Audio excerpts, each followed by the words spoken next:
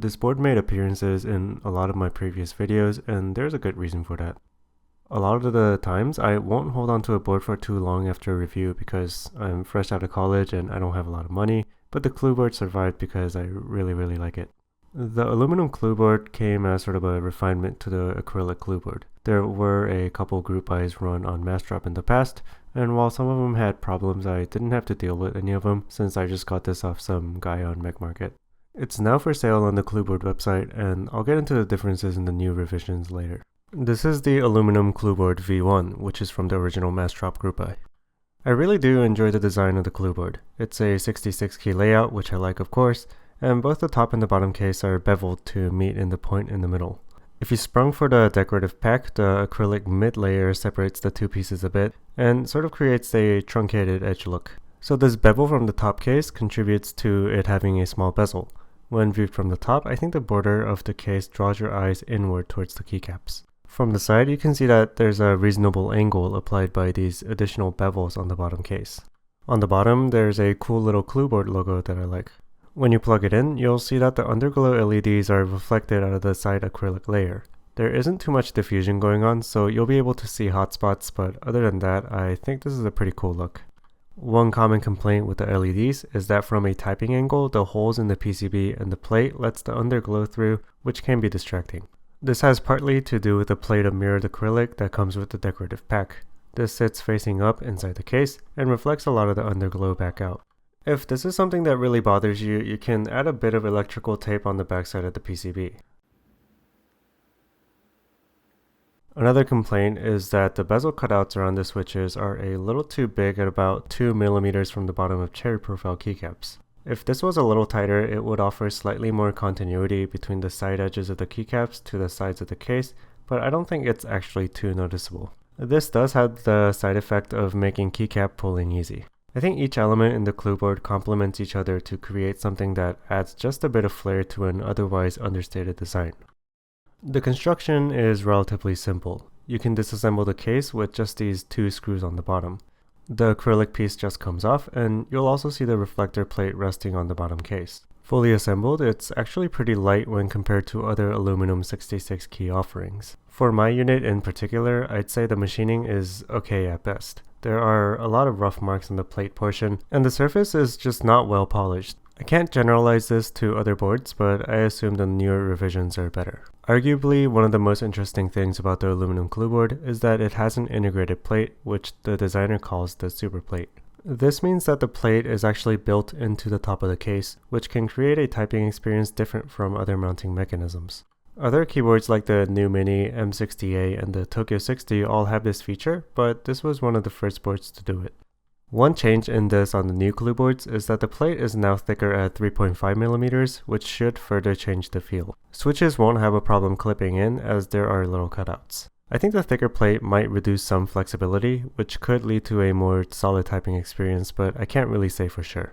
Anyway, the thickness on this version is typical, and it combined with all other properties of the board contributes to a really good typing experience. One tip I can give is to use switches with PCB mount legs. The plate allows switch top opening, and like it did with the White Fox, the larger cutout introduces a little bit of play that can allow the switch to rest crooked.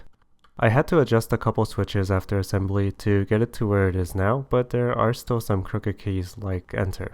An optional component to the Clueboard is the acrylic insert that sits between the two cases. Including it actually changes the feel noticeably. Without the insert, the bottom mount feels more solid, making the board feel like a traditional tray mount case, but with the insert, the bottom mount becomes a little more bouncy.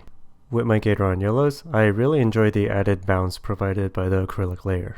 I'm kinda surprised that this small addition changes the feel by this much, but I guess it makes sense as the softer acrylic probably acts as a buffer between the two hard metal pieces. I'm actually interested to see if there are further changes for middle layers of different materials. Just out of curiosity, I applied a layer of electrical tape between the two cases, and while the feel didn't change much, I think the sound became a little more muted. In the new revisions, you can get the case with either a thin or thick acrylic insert, and it'll be interesting to see how these two differ in terms of feel. In any case, especially with the acrylic insert, the Clueboard offers a really good typing experience. Here are a couple samples with and without the inserts.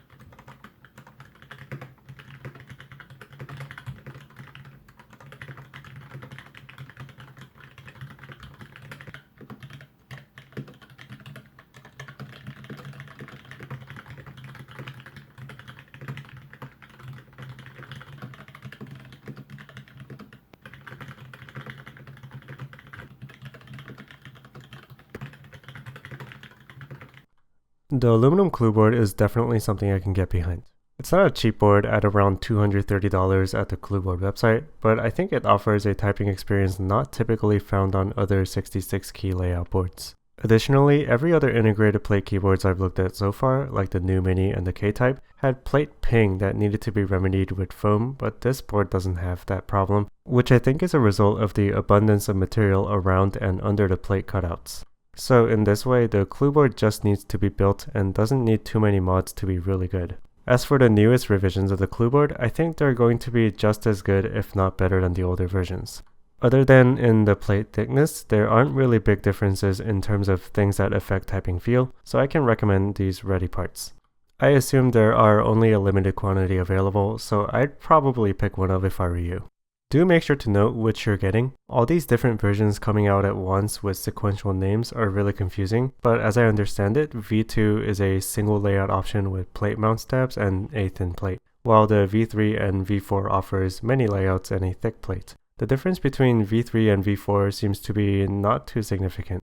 The Clueboard offers a lot of the features desirable in an ideal typing experience and delivers those at a digestible price point.